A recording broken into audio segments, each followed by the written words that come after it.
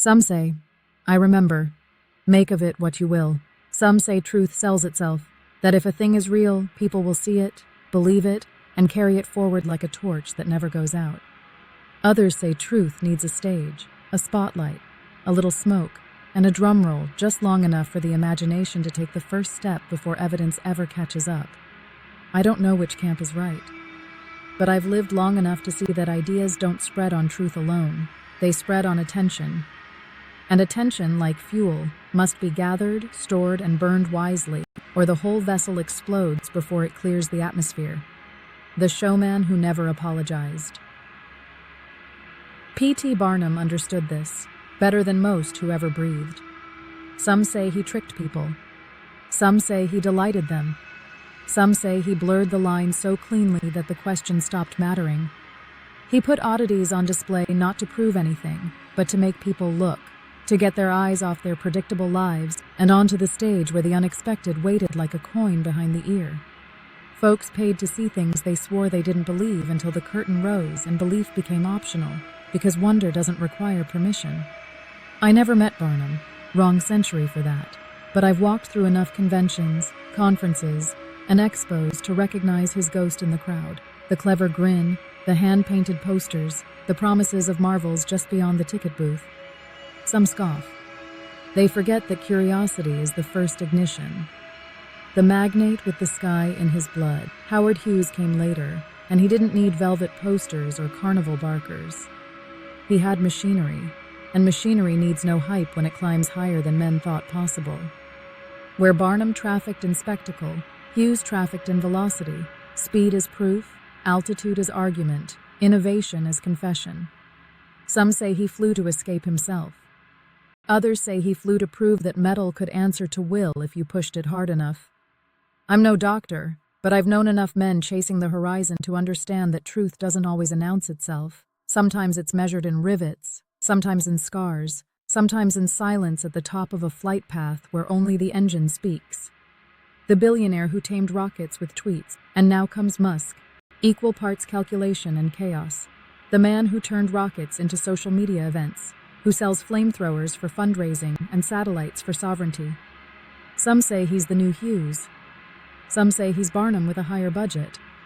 Some say he's just a man who figured out that rockets aren't just vehicles, they're myth machines. A rocket lifting off is proof of nothing except that something heavy can be convinced to leave the ground.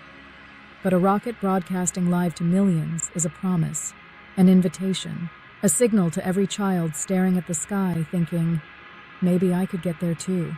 Barnum said, come inside and be amazed. Hughes said, watch what I can build. Musk says, watch what you can build if you join me. 3 eras, same circus, different tent poles. The problem of wonder, people ask me sometimes why the wildest ideas, zero-point energy, interstellar travel, accidental portals, voices in meditation circles, why all of it so often comes wrapped in drama, personality, ego, hype, and the faint smell of snake oil. I tell them this, when you're selling maps to places most people don't believe exist, you have to speak louder than the voices telling them to stay home. Barnum knew that. Hughes embodied it. Musk lives it. And somewhere between them is the path every would-be builder of the extraordinary must walk, not because spectacle is noble, but because attention is scarce and the future is expensive. The wizard's tightrope. This brings me to the wizard's dilemma. If you whisper, only the already converted will hear. If you shout, you'll gather crowds, but half will mock, and the other half will misunderstand. So I try to speak in a voice steady enough for engineers, quiet enough for mystics, and open enough for children who haven't yet learned that wonder is unfashionable. The trick isn't to sell certainty. That's what charlatans do. The trick is to sell possibility without promising paradise, to provoke curiosity without demanding belief, to raise a curtain wide enough for evidence to walk through later, once the crowd has calmed down and the lights have dimmed enough for the stars to be visible again. Some say grand ideas need proof first. Some say proof follows only after belief. I remember only this: every engine needs ignition, and ignition begins long before combustion. So whether you call it showmanship, marketing, myth-making, or strategic wonder, The work is the same: get people to look up.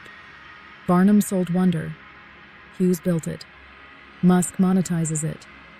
The wizard? I'm just passing around matches, waiting to see who's brave enough to strike one in the dark. Because sometimes all a person needs to find their way is the brief light that proves darkness is not the only thing there is.